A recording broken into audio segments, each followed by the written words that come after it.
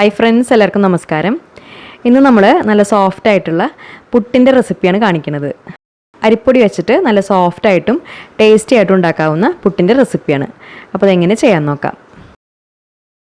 അപ്പോൾ പുട്ടിന് വേണ്ടിയിട്ട് നമ്മൾ 1 കപ്പ് അരിപ്പൊടിയാണ് എടുത്തിരിക്കുന്നത്. നമ്മൾ വീട്ടിൽ തന്നെ മില്ലിലൊക്കെ കൊടുത്ത് പൊടിപ്പിച്ചിട്ടുള്ള പൊടിയോ അല്ലെങ്കിൽ കടയിൽ നിന്ന് വാങ്ങിയിട്ടുള്ള പാക്കറ്റ് പൊടിയോ ഏതായാലും എടുക്കാം.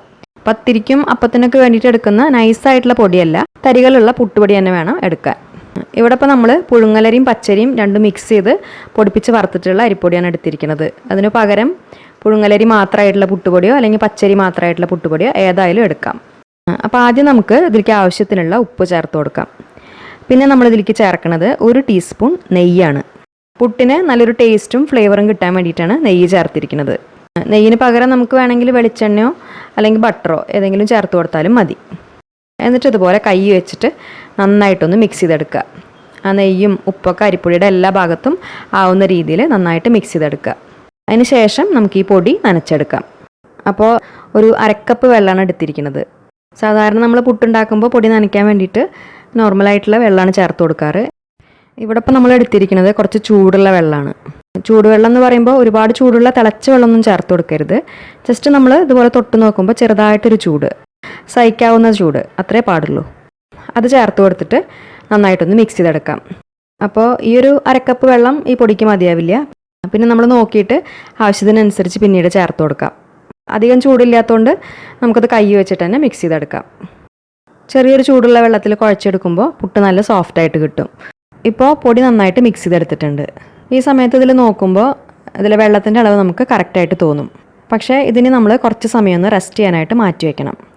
എപ്പോഴും നമ്മൾ പുട്ടിന് പൊടി നനച്ച് കഴിഞ്ഞാൽ ഒരു അരമണിക്കൂറൊക്കെ ഒന്ന് മാറ്റി വയ്ക്കുകയാണെങ്കിൽ ആ വെള്ളം പൊടിയിൽ നന്നായി പിടിച്ച് പൊടി കുറച്ചും കൂടി ഒന്ന് കുതിർന്ന് അതിൻ്റെ ക്വാണ്ടിറ്റി കുറച്ചും കൂടി കൂടുതലായിട്ട് വരും. അപ്പോൾ അതിന് കുറച്ച് സമയം ഒന്ന് മാറ്റി വയ്ക്കാം. അരമണിക്കൂറിന് ശേഷം നോക്കുമ്പോൾ പൊടി ഇതുപോലെയാണ് ഉള്ളത്. ഇതുപോലെ ആ ക്വാണ്ടിറ്റി കുറച്ചും കൂടി കൂടിയിട്ട് കുറച്ചും കൂടി ഡ്രൈ ആയിട്ടുണ്ടാവും. അപ്പോൾ ഇനി ഇതിലേക്ക് നമ്മൾ കുറച്ചും കൂടി വെള്ളം ചേർത്ത് കൊടുക്കണം. അപ്പോൾ വെള്ളത്തിന് പകരം നമ്മളിപ്പോൾ ഇതിലേക്ക് ചേർക്കുന്നത് നാളികേരപ്പാലാണ്. നാളികേരപ്പാൽ ചേർത്ത് പൊടി നനച്ച് കഴിഞ്ഞാൽ നല്ല ടേസ്റ്റാണ് പുട്ട് കഴിക്കാൻ. അപ്പോൾ അത് കുറച്ചായിട്ട് ചേർത്തിട്ട് നനച്ചെടുക്കാം. ഇവിടെ ഇപ്പോൾ നമ്മൾ 1/4 കപ്പ് നാളികേരപ്പാലാണ് കേട്ടോ ചേർത്തിരിക്കുന്നത്. അത്യാവശ്യം കട്ടിയുള്ള പാൽ തന്നെയാണ് എടുത്തിട്ടുള്ളത്. അപ്പോൾ മൊത്തത്തിൽ നമ്മൾ 1 കപ്പ് പൊടിക്ക് 1/2 കപ്പ് ചൂടുവെള്ളവും 1/4 കപ്പ് നാളികേരപ്പാലും രണ്ടും ചേർത്തിട്ട് മൊത്തത്തിൽ 3/4 കപ്പ്. ചിലപ്പോൾ നമ്മൾ എടുക്കുന്ന പൊടിക്കനുസരിച്ച് ഈ വെള്ളത്തിൻ്റെ അളവിന് വ്യത്യാസം ഉണ്ടാവും. അപ്പോൾ നോക്കിയിട്ട് അതിനനുസരിച്ച് ചൂടുവെള്ളവും നാളികേരപ്പാലും ചേർത്തിട്ട് മിക്സ് ചെയ്തെടുത്താൽ മതി. മിക്സ് ചെയ്ത് കഴിയുമ്പോൾ ഈ ഒരു രീതിയിലാണ് വേണ്ടത്. ഇതുപോലെ ചെറുതായിട്ട് കട്ടകളൊക്കെ ഉണ്ടാവും, അത് കുഴപ്പമില്ല. മിക്സിയിൽ ജസ്റ്റ് ഒന്ന് കറക്കിയെടുത്താൽ ആ കട്ടകളൊക്കെ നന്നായിട്ട് മാറിക്കിട്ടും. അപ്പോൾ മിക്സി ജാറിലേക്ക് കുറച്ചായിട്ട് ഇതുപോലെ ഇട്ട് കൊടുത്തിട്ട് ജസ്റ്റ് ഒറ്റ പ്രാവശ്യം ഒന്ന് കറക്കിയെടുക്കാം. ഒരുപാട് അങ്ങോട്ട് അടിച്ചെടുക്കരുത്, അപ്പോൾ പൊടി വീണ്ടും കട്ടയായി മാറും. ജസ്റ്റ് ഒറ്റ പ്രാവശ്യം മാത്രം പൾസ് ബട്ടൺ പ്രസ് ചെയ്തിട്ട് ഒന്ന് കറക്കിയെടുക്കുക. ഒരു 3 പ്രാവശ്യമൊക്കെ ആയിട്ട് ഇട്ട് കൊടുത്തിട്ട് ഒന്ന് കറക്കിയെടുത്താൽ മതി. ഇപ്പോൾ കണ്ടില്ലേ, കട്ടകളൊക്കെ മാറി പൊടി ഇതുപോലെ നല്ല സോഫ്റ്റായിട്ട് വന്നിട്ടുണ്ട്. ഇനി നമുക്ക് പെട്ടെന്ന് തന്നെ പുട്ടുണ്ടാക്കിയെടുക്കാം. അപ്പോൾ പുട്ടുകുറ്റിയിൽ ആദ്യം ചില്ലിട്ട് കൊടുത്തതിന് ശേഷം ആദ്യം നാളികേരം പിന്നെ പൊടി അങ്ങനെ ഇടവിട്ടിട്ട് കൊടുത്തിട്ട് കുറ്റി നിറച്ചെടുക്കാം. അപ്പോൾ പൊടി നമ്മളിതിൽ ഇട്ട് കൊടുക്കുമ്പോൾ ഒരുപാട് ടൈറ്റായിട്ട് ഇട്ട് കൊടുക്കരുത്, പുട്ട് ഹാർഡായി പോകും. ലൂസായിട്ടുള്ള രീതിയിൽ വേണം കുറ്റിയിൽ പൊടി നിറച്ചെടുക്കാൻ. അതിന് മുൻപ് നമ്മൾ പുഴുക്കലരി വെച്ചിട്ടുള്ള ഒരു പുട്ടിൻ്റെ റെസിപ്പി ഇട്ടിട്ടുണ്ട് കേട്ടോ. കാണാത്തവരുണ്ടെങ്കിൽ കണ്ടു നോക്കിക്കോളൂ. അതും നല്ല സോഫ്റ്റായിട്ട് ഉണ്ടാക്കാവുന്ന ഒരു പുട്ടിൻ്റെ റെസിപ്പിയാണ്. അതുപോലെ തന്നെ റാഗി വെച്ചിട്ടുള്ള നല്ല ടേസ്റ്റി ആയിട്ടുള്ള ഒരു പുട്ടിൻ്റെ റെസിപ്പിയും കുറേ മുൻപ് പോസ്റ്റ് ചെയ്തിട്ടുണ്ട്. ഇനി പുട്ടുകുടത്തിൽ വെള്ളം നന്നായിട്ട് തിളച്ച് കഴിഞ്ഞാൽ കുറ്റി വെച്ച് കൊടുക്കാം. അതിന് ശേഷം നന്നായിട്ട് ആവി കയറ്റിയെടുക്കാം. അപ്പോൾ നന്നായിട്ട് തിളച്ചതിന് ശേഷം കുറ്റി വെച്ച് കൊടുക്കുകയാണെങ്കിൽ ഒരു 4-5 മിനിറ്റൊക്കെ ആകുമ്പോഴേക്കും ആവി വരും.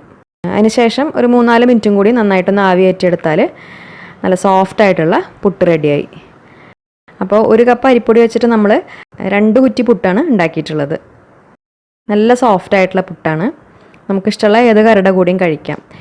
ഇനിയിപ്പോൾ കറികളൊന്നും ഇല്ലെങ്കിലും വെറുതെ കഴിക്കാനും നല്ല ടേസ്റ്റാണ്. നമ്മളിത് പപ്പടത്തിൻ്റെയും പഴത്തിൻ്റെയൊക്കെ കൂടെയാണ് സെർവ് ചെയ്തിട്ടുണ്ടായിരുന്നത്.